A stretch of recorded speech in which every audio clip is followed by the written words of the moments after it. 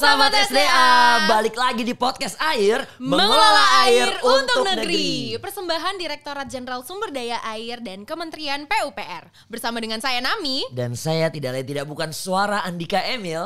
Hari ini Nami, apa tuh? Itu kan kita selalu ngebahas tentang infrastrukturnya, pekerjaan-pekerjaannya sumber daya air.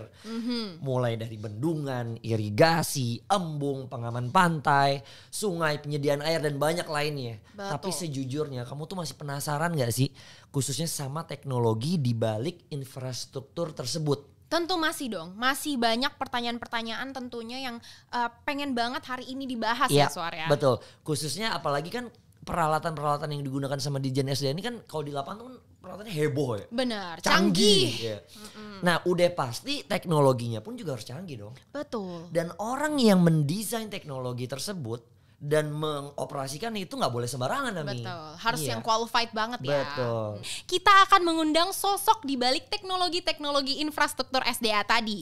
Beliau adalah Subkoordinator Clearing Teknologi Sertifikasi dan Rekomendasi Teknik dari Subdirektorat Teknologi dan Peralatan Infrastruktur Bidang Sumber Daya Air. Kita sambut! Iya. Jeng jeng jeng jeng jeng jeng jeng. Jeng. Pak Ade Karma. Terima kasih. Halo Pak Ade Karma.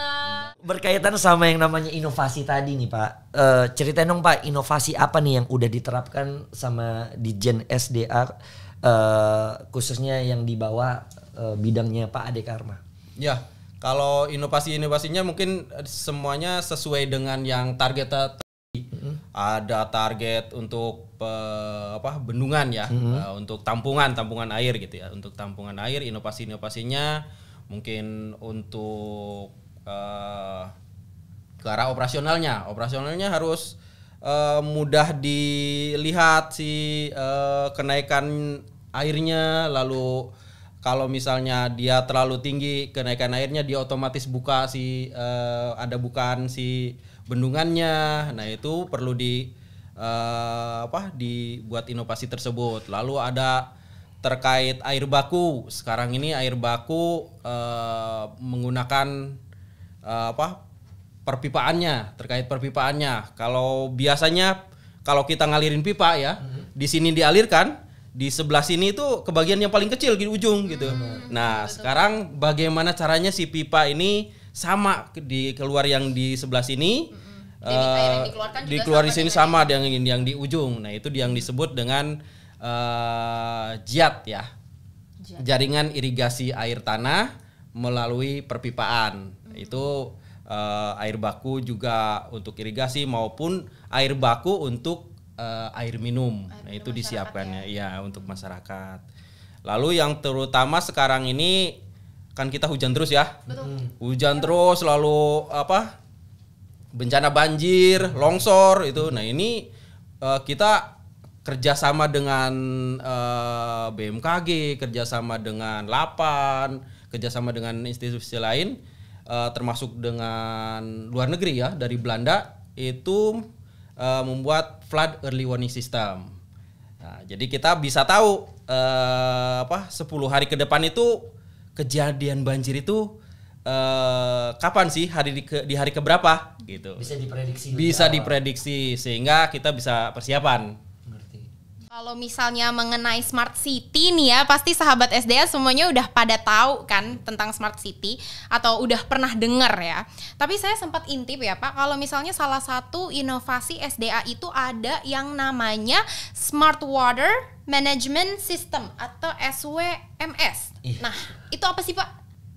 Hampir sama dengan smart city, kalau smart city tapi lingkupnya itu mungkin ke perkotaan ya. Kalau kita lebih luas lagi, kita di air semuanya gitu ya, termasuk tampungan, irigasi dan rawa dan air baku, lalu ada juga sungai dan pantai gitu ya.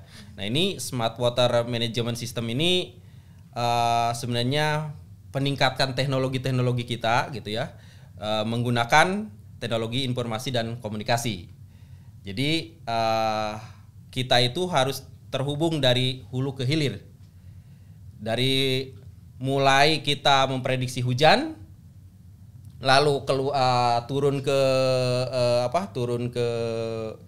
tanah. Di tanah itu nanti menjadi namanya runoff gitu ya. Runoff lalu masuk ke sungai, lalu sampai ke laut gitu ya. Itu harus dideteksi semua.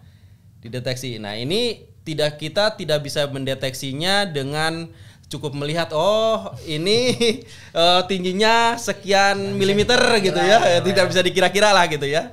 Nah, untuk alat-alatnya yang biasanya alat untuk pengukur hujannya misalnya manual ya. Kita harus lihat dulu si ketinggiannya. Ini 3 mili. Berarti hujannya 3 mili. Nah, tapi kalau misalnya untuk smart water itu otomatis mengukur berapa ketinggian hujannya, maksudnya tebal airnya lah gitu ya, tebal airnya nanti disimpan di database besar, lalu berikutnya nanti diperkirakan dihitung oleh aplikasi atau software sistem manajemen air, itu dihitung nanti banjirnya di mana sih gitu ya. Nanti banjirnya di mana nih? Meluap di sungainya sebelah mana nih gitu. Nanti bisa dihitung di sana.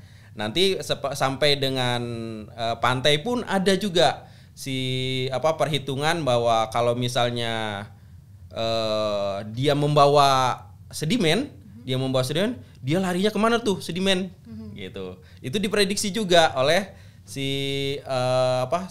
aplikasi-aplikasi tentang pantainya gitu. Nanti diprediksi bahwa dihitung, dimodelkan bahwa nanti larinya ke sini. Kalau larinya ke sini artinya akan menutupi muara atau terbentuk delta. Kalau terbentuk delta artinya akan terjadi banjir ke atasnya. Nah, itu bisa diprediksi seperti itu.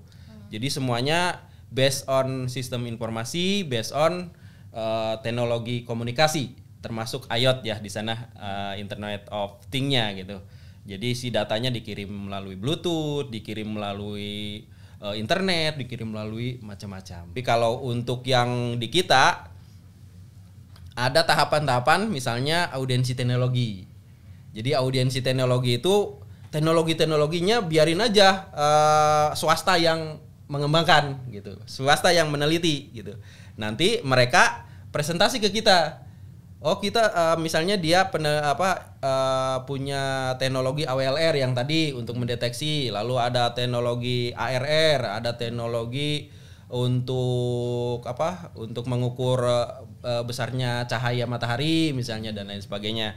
Silakan aja mereka ke kita, atau sekarang ada TMC namanya teknologi modifikasi cuaca misalnya. Itu silakan si swasta melakukan penelitian lalu diaudiensi oleh kita, disampaikan ke BWS. Nah, di sana bisa jadi alternatif gitu. Ini bisa diterapkan di BWS mana misalnya Citarum. Yang ini cuman bisa di NT2 dan lain sebagainya. Itu audiensi. Ada juga clearing teknologi. Kalau yang luar-luar itu kan yang di dalam produksi dalam negeri ya, dan yang umum lah gitu ya, teknologi umum. Kalau audiensi, kalau clearing itu kalau tidak standar si teknologinya, misalnya teknologi impor gitu. Teknologi impor itu harus di-clearing sama kita. Gitu, harus dibuktikan bahwa itu bisa diterapkan di Indonesia untuk clearing gitu.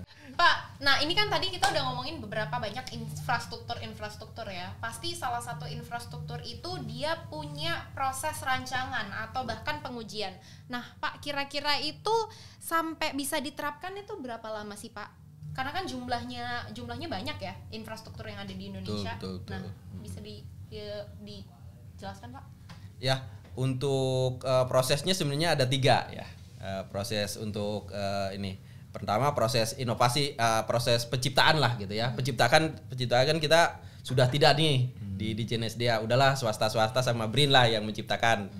Nah, berikutnya adalah penerapan dan pembuatan standar dan pedomannya gitu. Itu 2 tahap yang kita lakukan di SDA. Nah, untuk penerapan kita mesti diuji dulu tuh. Kalau sudah dari BRIN, oke lah kita percaya gitu ya. Terus kalau dari swasta mungkin kita harus menguji juga di lapangan. Terapkan dulu di lapangan nih, pilot project, dibuat pilot projectnya. Itu mungkin ya sekitar ada bermacam-macam. 1 tahun atau sampai ya berikutnya disusun pedomannya gitu, atau bahkan bisa 1 tahun itu sampai disusun pedomannya sama kita, sampai kita kan juga membuat SNI juga. Jadi kalau misalnya teknologinya udah wah ini dibutuhkan banget nih untuk SDA gitu, untuk di Gen SDA, kita buatkan si SNI-nya agar bisa diterapkan di seluruh BBS seluruh wilayah seluruh Indonesia gitu. Kan SNI bisa diterapkan di seluruh, harus secara umum ya. Secara umum diterapkan di seluruh Indonesia gitu. Jadi si 33 teknologi yang sekarang ini itu berbeda atau sudah termasuk di 60 teknologi yang akan diaudiensi tadi? Kalau yang 60 teknologi itu audiensi itu teknologi umum. Kalau ini teknologi khusus. Jadi teknologi yang unggulan gitu ya, unggulan. Bisa sebutkan Pak beberapa di antaranya. Nah, ini ada konservasi di sini. Jadi ada 3 sesuai dengan undang-undang kita, Undang-Undang Sumber Daya Air itu ada 3, ada konservasi, ada pemberdayaan ya, pendaya gunaan dan ada pengendalian daya rusak air gitu. Jadi teknologi ini macam-macam ini. Misalnya di sini ada penataan ruang sungai berbasis ortofoto dan lidar gitu. Jadi si fotonya ini kita biasa citra satelit ya. Berdasarkan citra satelit kita bisa memetakan bahwa di sini sampahnya banyak. Nah, berarti sampahnya misalnya disimpan di sebelah mana, lalu dibangun ditumpuk di situ. Setelah ditumpuk di situ, misalnya di atasnya kita bangun apa gitu.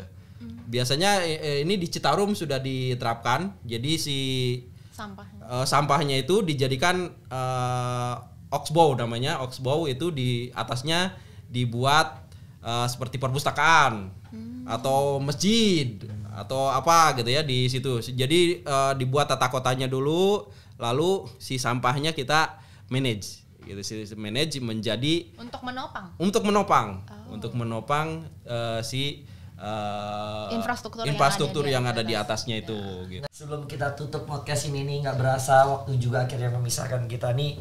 Apa nih harapan pribadi dari Pak Ade Karma mengenai teknologi SDA dan penerapannya? Ya, untuk pengembangan teknologi sebenarnya saya itu selalu bermimpi ya, dari SD, SMP, SMA itu ada mimpinya. Dari SD misalnya jadi dokter, dari SMP jadi tentara. Nah, SMA itu jadi peneliti. Nah, jadi pengen jadi peneliti dan saya kesampaian memang pada saat itu karena saya masuk ke Puslitbang Sumber Daya Air. Nah, dari sini sebenarnya saya pengennya mengajak teman-teman gitu ya.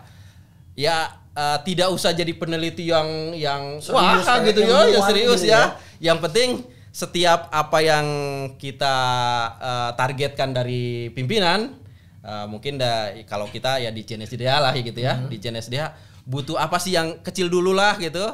Kita semangat untuk berinovasi gitu aja. Kita pengen banyak teman yang terus berinovasi walaupun memang agak susah ya, pekerjaan teman-teman itu super banyak lah saya tahu gitu ya.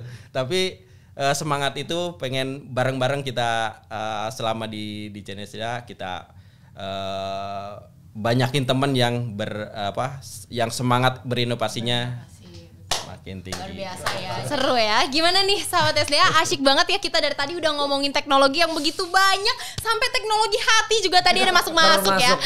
Air mata. Betul, air mata ya. Apalagi yang berkaitan sama infrastruktur sumber daya air. Betul. Dan kita pengen mengucapkan terima kasih banyak nih untuk Pak Ade atas kehadirannya di sini. Terima kasih banyak ya Pak udah chit-chat, benar udah mau mampir di podcast Air bersama dengan Jangan kita. Jangan kapok-kapok Pak. Benar, semoga kita kedepannya bisa ngobrol-ngobrol lagi ya Pak iya ya. Dong. Jangan lupa pantau terus update informasi seputar Ditjen SDA Kemen PUPR di sosmed kita di mana Nami? Di Facebook PUPR SDA, di Instagram, Twitter, dan juga channel YouTube @PUPR_SDA. Dan juga di website kita sda.pu.go.id. Saya Suara Andika Emil. Dan saya Nami. Pamit Pamit undur undur suara. suara dan Nami. Bye.